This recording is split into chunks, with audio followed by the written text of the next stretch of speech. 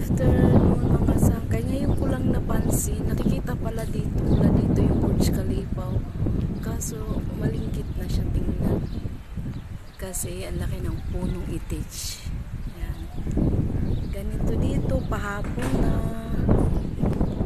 Palubog na ang haring araw. Palubog na siya.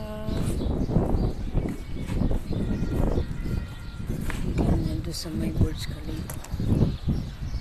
Diba? Ganyan siya. Yan yung Burj Khalifa. Kita siya.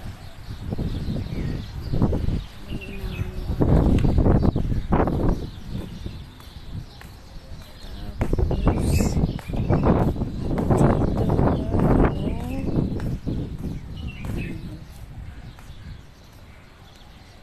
yung may dagat area. Ay, nakakasilaw si Hari